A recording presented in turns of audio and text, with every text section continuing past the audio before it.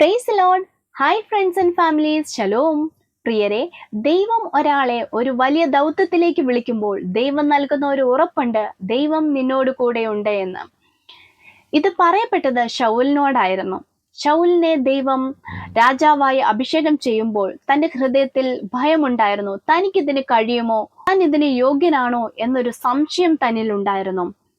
അപ്പോൾ ദൈവം പറഞ്ഞൊരു കാര്യമാണ് 1 ശമൂവേലിന്റെ പുസ്തകത്തിൽ 10-ാം അധ്യായം 7-ാം വാക്യത്തിൽ ഇപ്രകാരം നമുക്ക് കാണാം: ഈ അടയാളങ്ങൾ സംഭവിക്കുമ്പോൾ നിനക്ക് യുക്തമെന്ന് തോന്നുന്നത് നീ ചെയ്യുക, ദൈവം നിന്നോട് കൂടെയുണ്ട്. അതേ പ്രിയരെ, ജീവിതത്തിൽ പല പ്രതിസന്ധികൾ വരുമ്പോൾ, പ്രതികൂല സാഹചര്യങ്ങൾ വരുമ്പോൾ, പലപ്പോഴും നാം ആശയക്കുഴപ്പങ്ങളിലാകുമ്പോൾ, മനസ്സ് തകർന്ന് ഡിപ്രഷന്റെ സ്റ്റേജിൽ പോകുമ്പോൾ, നമുക്ക് മുന്നിലുള്ള സകല ഡോറുകളും അടയപ്പെടുമ്പോൾ ദൈവം തരുന്ന ഒരു ഉറപ്പാണ്, ദൈവം നിന്നോട് കൂടെയുണ്ട്.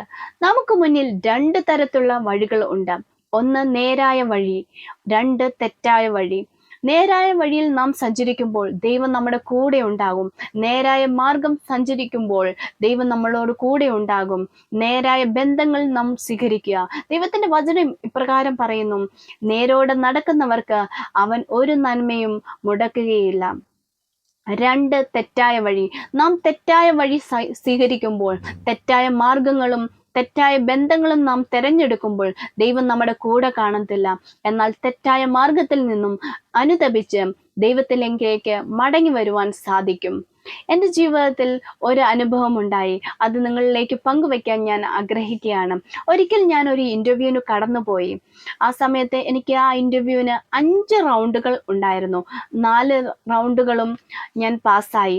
5-ാമത്തെ റൗണ്ട് ഞാൻ ഫെയിലിയറായി നിരാശയോടെ വീട്ടിലേക്ക് മടങ്ങി. എന്നാൽ മാസങ്ങൾ കഴിഞ്ഞുപോയി. അതേ ഓഫീസിൽ നിന്നും എന്നെ വീണ്ടും തിരിച്ചു വിളിച്ചു. അവർ എനിക്ക് മുൻപിൽ 2 കണ്ടീഷൻ വെച്ചു. അതിങ്ങനെയായിരുന്നു: ഏറ്റവും നന്നായിട്ട് നീ പെർഫോം ചെയ്യുകയാണെങ്കിൽ ഇലക്ട്രോണിക്സ് എഞ്ചിനീയർ എന്ന ഡെസിഗ്നേഷൻ നിനക്ക് തരാം. 2, നിന്റെ പെർഫോമൻസ് മോശമാണെങ്കിൽ ഇലക്ട്രോണിക്സ് ടെക്നീഷ്യൻ ആയിരിക്കും നിന്റെ ഡെസിഗ്നേഷൻ എന്ന് പറഞ്ഞു. അങ്ങനെ ഞാൻ ഇന്റർവ്യൂവിലേക്ക് കടന്നുപോയി. ദൈവത്തിന്റെ അസാധാരണമായ സാന്നിധ്യത്തെ എനിക്ക് തിരിച്ചറിയാൻ സാധിച്ചു. ദൈവം എൻ്റെ കൂടെ ഉണ്ടെന്നുള്ള ഉറപ്പ് എനിക്ക് ദൈവം നൽകി. അങ്ങനെ ഇന്റർവ്യൂ ഞാൻ പാസ്സായി. അതേ പ്രിയരെ, ജീവിതത്തിൽ നാം തോറ്റുപോയേക്കാം. എന്നാൽ ദൈവത്തിന്റെ അസാധാരണമായ സാന്നിധ്യം നമ്മുടെ കൂടെ ഉണ്ടെങ്കിൽ ദൈവം നമ്മളെ തോറ്റയിടത്തു നിന്നും വിജയിപ്പിക്കുന്നവനാണ് നമ്മുടെ ദൈവം. ഒരു പക്ഷേ നമ്മുടെ അവസരങ്ങൾ നഷ്ടപ്പെട്ടേക്കാം.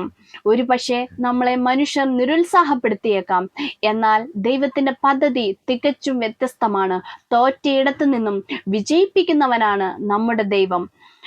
ബൈബിളിൽ പലയിടത്തും ദൈവം നിന്നോട് കൂടെയുണ്ടെന്ന് അരുളി ചെയ്യുന്നതായിട്ട് നമുക്ക് കാണാൻ സാധിക്കും. യാക്കോബിനോട് ദൈവം പറഞ്ഞു, ഭയപ്പെടേണ്ട, ഞാൻ നിന്നോട് കൂടെയുണ്ട്. അതേ പ്രിയരെ, ദൈവം നൽകുന്ന ഉറപ്പാണ്. ദൈവം യാക്കോബിനോട് പറയുകയാണ്, ദൈവം നൽകുന്ന ഉറപ്പാണ്, ഭയപ്പെടേണ്ട. നീ നദിയിൽ കൂടെ കടക്കുമ്പോൾ നദി നിന്നെ കവിയുകയില്ല. നീ തീയിൽ കൂടെ പോകുമ്പോൾ നീ വെന്തു പോകുകയില്ല. അഗ്നിജ്വാല നിന്നെ ദഹിപ്പിക്കുകയുമില്ല. അതേ പ്രിയരെ, നമ്മുടെ ജീവിതത്തിൽ പല പ്രതിസന്ധികളിലൂടെ നാം കടന്നു പോകുമ്പോൾ ദൈവം തരുന്ന ഉറപ്പാണ്, ഭയപ്പെടേണ്ട, ദൈവം നിന്റെ കൂടെ ഉണ്ട് എന്നത്. ബൈബിളിൽ പല ദൗത്യങ്ങൾ ഏറ്റെടുത്ത ഒത്തിരി ഭക്തന്മാരെ നമുക്ക് കാണാൻ സാധിക്കും. അവരുടെയൊക്കെ ജീവിതത്തിൽ ദൈവം അവരുടെ കൂടെ ഉണ്ടായിരുന്നു. അബ്രഹാമിന്റെ കൂടെ ദൈവം ഉണ്ടായിരുന്നു. യാക്കോബിന്റെ കൂടെ ദൈവം ഉണ്ടായിരുന്നു. അതുപോലെ തന്നെ ഏലിയാവിന്റെ കൂടെ ദൈവം ഉണ്ടായിരുന്നു.